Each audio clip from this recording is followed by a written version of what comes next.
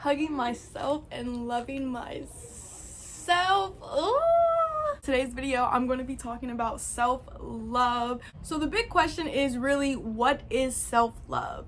To me, I feel like self-love is really the acceptance of yourself, the acceptance of who you are right at this moment, but also your past, and loving and appreciating all of what is now. Accepting yourself already can be a challenging thing, especially when you are striving to be perfect, which is something that I had to battle with. For the longest time, I've always thought that I needed to say the perfect thing, I needed to look the perfect way, I needed to just be perfect in every aspect of my life. But come to find out, like, that is just not the reality of life, and no one or anything is ever going to be perfect. So it's good to just accept what is, and if there's anything that you may want to work on, or there's things that could be better, it's like taking that into account of like, okay, well, these are ways that I can improve, and these are things that I can work on to be a better version of myself. Through accepting yourself for all of yourself, that is where that self-love comes in, of loving every entirety of you. Like, it definitely is a challenge, because we can all, I'm sure, find something about ourselves that's like, not our favorite parts. Here's an example of my own story where I used to battle with loving myself entirely when it came to my hair. I never liked my hair when I was younger. I think it was mostly because I didn't know how to do it myself, and it took a lot of internal like growth and unraveling pieces to understand why it was I didn't like my hair, and started doing it and started practicing new hairstyles and started learning how to comb it and take care of it and things like that. And now I'm at a state where it's like, you know what, I do love my hair. As I continue to grow, I started to love more parts of myself, which my hair is a perfect example. Here are a few ways to show yourself self-love. These are things that I have done to build my self-love up and continue to still do. So the first thing is being completely honest with yourself. There are times when I can play like a poor victim kind of story of like, oh, well, this isn't working out for me, or this is how this is. But it's like, those are those times when I go in the mirror, look at myself and be like, okay, like, let's get real. You ain't been putting in that work, you've been sleeping in, and you ain't been saving no money. And then boom, I get to jump right back into, okay, now that makes sense, and maybe why I don't have this, or why this didn't go this way, or why this still looks like this. It's like really hard sometimes to admit things to ourselves because our ego starts to break. For instance, something that I struggle with is waking up early. I personally like to sleep in. But in those moments of maybe I may miss something, or maybe I may not get a task done because I overslept, those moments hurt my ego, because it's I don't have anybody to blame. I have to look at myself directly and be like, okay, listen, it was your fault, so now let's get better. Self-talk is very critical to your self-love journey. The way that you speak to yourself is like, it'll change the whole game for you. Because before, when I had like kind of no insight on what self-love was, I used to talk so negative to myself and so down on myself, thinking that that would boost me up and make me feel better. Like, for instance, my hair. Maybe if I didn't know how to do it and I'd put it up, it'd be like, instead of being like, oh, well, it's okay, you know what, I tried, it looks pretty cute, it'd be like, oh, this looks ugly, okay, whatever, I'm just gonna go out like this. And then it's like, it becomes a routine of just self-hating and not feeling confident. So if somebody were to be like, oh, your hair looks really good, then I'm automatically shutting it down. Oh no, it's not even that cute today. Oh girl, I didn't even try, or whatever. Self-talk is so critical to your self-love journey. Hyping yourself up and being your best hype man, but also being honest with yourself. So if there's things that you want to improve on, or that you're slacking in, being honest with yourself about, okay, I just need to improve. So here, let me do X, Y, Z, and then to get better. Being your best hype man, like, you gotta do it. You really gotta do it. It's as simple as like, okay, my sweater, hug yourself and love yourself. I'm rocking my sweater. This is the cutest freaking sweater ever, period. I will wear this every day. I don't care. Like, it's cute, it's pink, it's popping. You got the girl hugging and loving herself. I look good in it. Sometimes you're just not going to receive those accolades or that encouragement that you need from outer sources, and that's where you need to come in and hype yourself up like there's no other. Just because you hype yourself up about something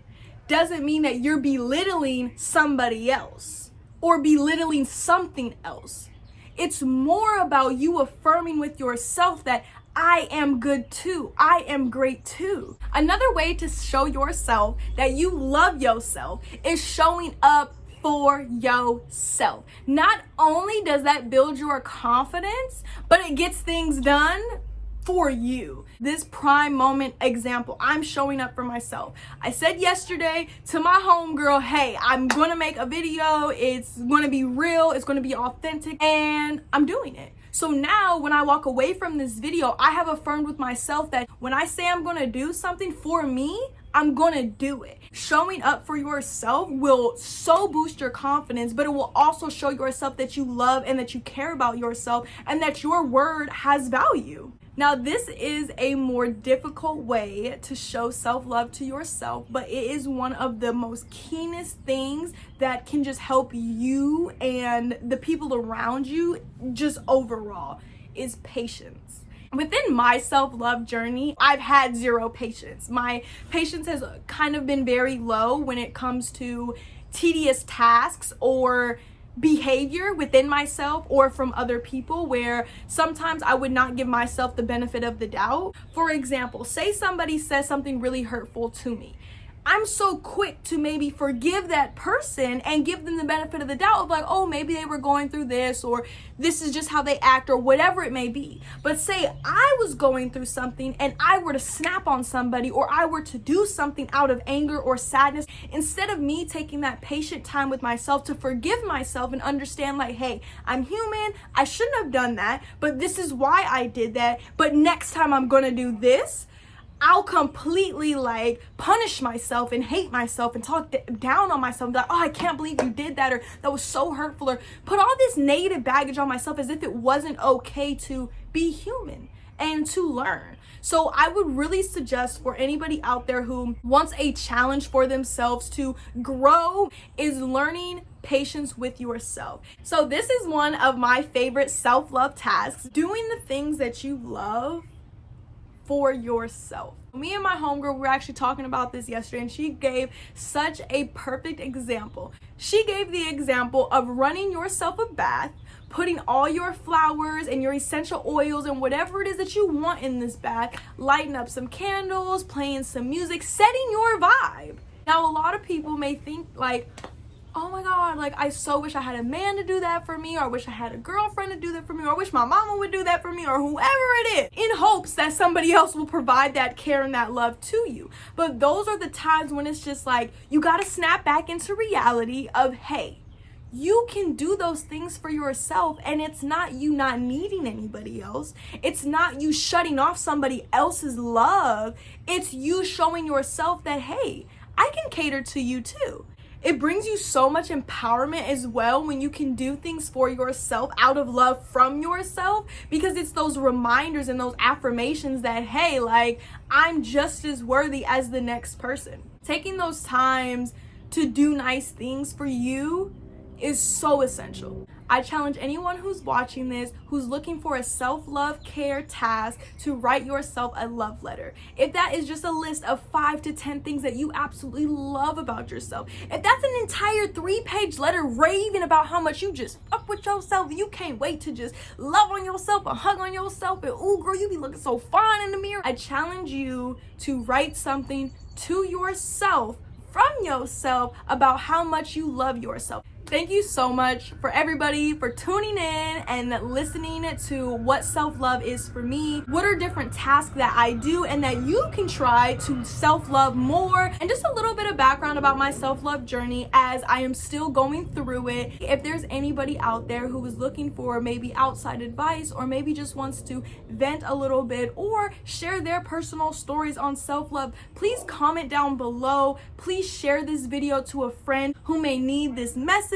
If you would like to see more videos like this, please like this video, please subscribe. I will see you guys on the next video. Bye.